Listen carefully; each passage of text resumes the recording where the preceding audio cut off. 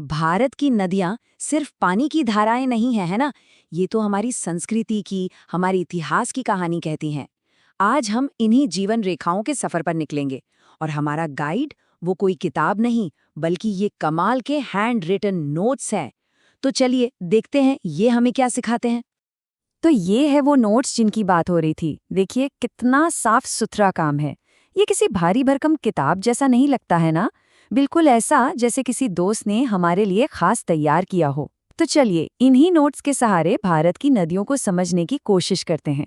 यकीन मानिए ये सफर बड़ा मजेदार होने वाला है। अच्छा, तो भारत की नदियों को समझने का सबसे आसान तरीका क्या है? उनके ओरिजिन को पकड़ लो, मतलब वो पैदा कहाँ से होती हैं। मोटे तौर पर देखें तो दो बड़े ग्रुप्स हैं। एक वो नदियां जो बर्फीले हिमालय से निकलती हैं और दूसरी जो दक्षिण के पुराने पठारों से। तो आज हम इन्हीं दो परिवारों की कहानी जानेंगे, हिमालयन और पेनिनसुलर। तो सबसे पहले बात करते हैं हिमालय के इन बड़े बड़े दिग्गजों की। पता है इनकी खास बात क्या है? ये कभी नहीं सूखती, साल के 12 महीने बहती रहती हैं, इसीलिए तो इन्हें 12 मासी या पेरिनियल कहते हैं। और इसका राज? इनके पास पानी के दो दो सोर्स हैं। एक तो मॉनसून की बारिश और दूसरा गर्मियों में पिघलते हुए ग्लेशियर। मतलब इनके पास तो पानी का खजाना है जो कभी खत्म नहीं होता। और इस हिमालयन परिवार में 3 मेन खिलाड़ी हैं, 3 बड़े शक्तिशाली सिस्टम्स, सिंधु, गंगा और ब्रह्मपुत्र। ये सिर्फ नदियां नहीं हैं, ये अपने आप में एक पूरी की पूरी दुनिया है। तो चलें एक एक करके इनकी कहानी में उतरते हैं। तो हमारा सफर शुरू होता है सिंधु नदी से, यानी इंडस रिवर से। जरा इसकी लंबाई देखिए, 2880 किलोमीटर्स। ये कितना होता है अंदाजा है? ये दिल्ली से चेन्नई जाकर वापस आने से भी ज्यादा लंबा सफर है। और ये शुरू कहाँ से होती है? तिब्बत में पवित्र मानसरोवर झील के पास से। सोचिए कितनी ऊंचाई से। पर देखिए सिंधु अकेली नहीं है। इसकी असली ताकत तो इसकी 5 साथी नदियों में है, सतलुज, ब्यास, झेलम, चिनाब और रावी। ये पांचों मिलकर एक ऐसा जबरदस्त नेटवर्क बनाती हैं मानो एक टीम की तरह काम करती हूँ। और इसी टीम की वजह से पूरे उत्तर पश्चिम भारत को जिंदगी मिलती है। अरे तभी तो पंजाब को 5 आब यानी 5 नदियों की धरती कहते हैं। चलिए अब सिंधु से आगे बढ़कर भारत के दिल में चलते हैं, गंगा की ओर। गंगा सिर्फ एक नदी का नाम नहीं है, ये तो करोड़ों लोगों के लिए आस्था है, संस्कृति है, माँ है। और ये जो हमारे नोट्स हैं ना, ये भी दिखाते हैं कि इसका नेटवर्क, इसका जाल कितना बड़ा और कितना फैला हुआ है। लगभग 2500 किलोमीटर, 2510 किलोमीटर लंबी है गंगा। पर सच कहूं तो ये नंबर इसकी असली कहानी नहीं बताते। इसकी असली कहानी तो उन लाखों करोड़ों लोगों से जुड़ी है जिनकी ये जीवन रेखा है। सोचिए, ये भारत के सबसे घनी आबादी वाले मैदानी इलाकों की धड़कन है। खेतों को सींचती है, शहरों की प्यास बुझाती है।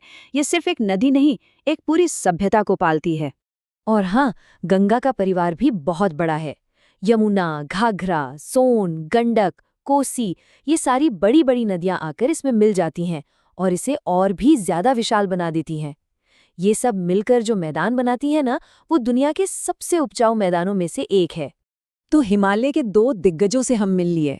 अब बारी है तीसरे की, ब्रह्मपुत्र। और इसका नाम ही नहीं, इसका अंदाज भी काफी अलग है। ये निकलती तो सिंधु के पास से ही है तिब्बत में, पर भारत में ये नॉर्थ ईस्ट से एंट्री लेती है।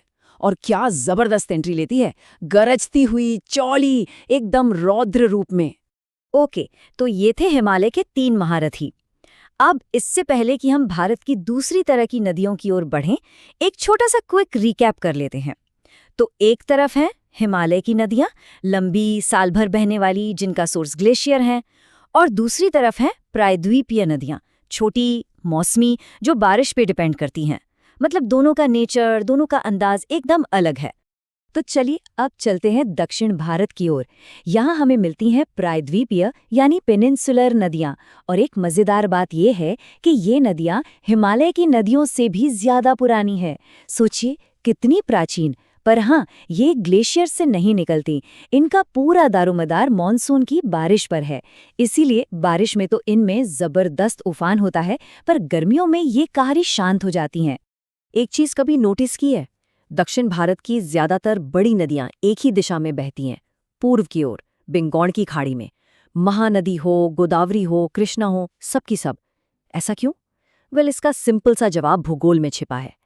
जो दक्कन का पठार है ना, उसका ढलान ही पश्चिम से पूर्व की ओर है, तो नदियां तो ढलान के साथ ही बहेंगी ना। तो आइए पूर्व की ओर बहने वाली इन बड़ी नदियों से जरा मिल लेते हैं। सबसे पहले गोदावरी, लगभग 1450 किलोमीटर, इसे दक्षिण गंगा भी कहते हैं। फिर है कृष्णा, वो भी करीब 1300 किलोमीटर लंबी, और दक्षिण में है पवित्र कावेरी। ये आंकड़े खुद बताते हैं कि ये नदियां भी कोई छोटी मोटी नहीं, बहुत विशाल हैं। लेकिन हर कहानी में एक ट्विस्ट तो होता ही है। यहाँ भी है एक ऐसी बड़ी और शक्तिशाली नदी है जो बाकी सबसे एकदम उल्टी दिशा में बहती है, और वो है नर्मदा। ये पूर्व से पश्चिम की ओर बहती है, एक गहरे घाटी से होते हुए, और बंगाल की खाड़ी के बजाय अरब सागर में जाकर मिलती है। ये जो इसकी उल्टी चाल है ना, यही इसे सबसे खास बनाती है। तो उत्तर से दक्षिण तक, हिमालय से लेके प्रायद्वीप तक हमने भारत की नदियों का एक छोटा सा सफर किया। पर एक बात साफ है, ये नदियां सिर्फ नक्शे पर बनी लकीरें नहीं है। ये तो हमारे इतिहास, हमारी संस्कृति, हमारी जिंदगी का हर चीज का हिस्सा है। जरा सोचिए, दुनिया की सबसे पुरानी सभ्यताओं में से एक इंडस वैली सिविलाइजेशन एक नदी के किनारे ही तो फली फूली थी। और आज भी क्या बदला है? आज भी यही नदियां हमारे खेतों को जिंदा रखती हैं, हमारे शहरों की प्यास बुझाती हैं, हमारी संस्कृति, हमारे त्योहार, सब कुछ तो इनसे ही जुड़ा है। इनके बिना सच में हमारे वजूद की कल्पना करना भी मुश्किल है।